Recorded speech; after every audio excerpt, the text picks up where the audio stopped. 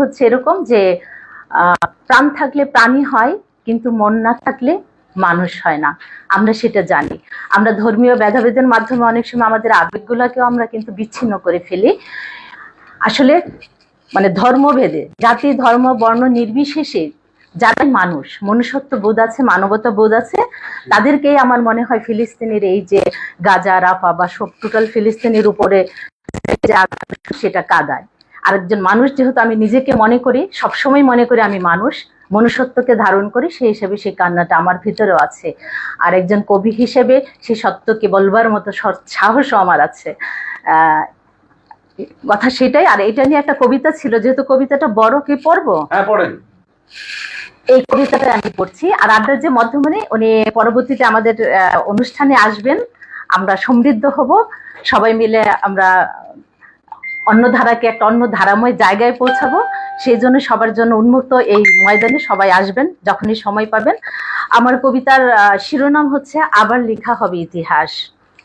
কিছু ভূখণ্ড এখন বিরান মরু, যেখানে ভাষা শুধু বাঁচার আকুতি, ভবিষ্যৎ নিষ্ঠুরতায় বন্দী, ধ্বংসের ধূসর বালিতে ঘর মন জানালা, বিস্তীর্ণ আকাশ রক্তের অবগাহনে ক্লান্ত, কবরে শায়িত দেহ আর আকুতি, উঠছে লাশ, পড়ছে বসত স্বপ্ন, গুড়িয়ে দেওয়া অবকাঠামো, শিশুর কাটা হাত, মায়ের ছিন্ন বুক, পুরুষের পুরা মুখ, মস্তকবিহীন সব দেহ, প্রসব ব্যথায় কুকড়ে থাকা নারী, ভীত ক্ষেপণাস্ত্রের মরণ ছোবলে, একাকার ধ্বংসস্তূপ, প্রাণের অস্তিত্বে কেবলই আতঙ্ক, নোনা জল শুকিয়ে চৌচির, গ্রেনেডের বিকট শব্দে কেঁপে ওঠে সময়, ইতিহাস, সভ্যতা।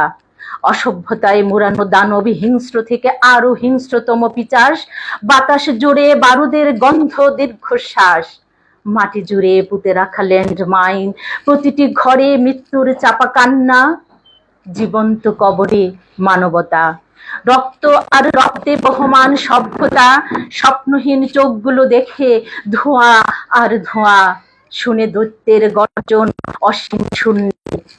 দীর্ঘদিনের সব আঘাত এবার করেছে সীমা লঙ্ঘন, আত্মরক্ষার অজুহাতে নিষ্ঠুর এই বর্বরতা। নিষ্ক্রিয় দেশগুলোর ক্ষয়িষ্ণু ঈমান প্রশ্নবিদ্ধ মানবিক মানুষগুলোর কাছে। চারিদিকে শুধু শূন্যতা, প্রাণ বাঁচাতে দেশ ত্যাগের লড়াই, আগুন, বোমা, মিসাইল, গ্রেনেড হয়তো হবে স্তব্ধ কোনোদিন। সকল সন্ত্রাস বিনা বিচারে পাবে বাহবা, কিন্তু না, কালের বক্ষে বিশ্বব্যাপী যে আওয়াজ উঠেছে তা সক্রিয় হবে আলোর গতিতে। প্রতিটি মহাকালের কাঠ গড়ায় বিচার হবে প্রতিটি রক্তবিন্দুর, ধ্বংসস্তূপ থেকে বেঁচে উঠবে প্রাণ, হৃৎপিণ্ডের দগদগে প্রদাহ জেহাদে শক্তিতে হবে নির্মূল। ধ্বংসের উপমায়, প্রতিশোধের ব্যাকরণে, রক্তের ভাষায়, আগুনের অক্ষরে আবার লিখবে ইতিহাস। নতুন কোনো ভোরে লাল সূর্যের আলোকোজ্জ্বল আভায় রঞ্জিত হবে পবিত্র কুরআনে বর্ণিত পৃথিবীর রাজধানী, এই কিয়ামতের ময়দান। অপেক্ষা শুধু ধৈর্য আর সময়। ধন্যবাদ সবাইকে। কবি লিলি শেঠ, তাকে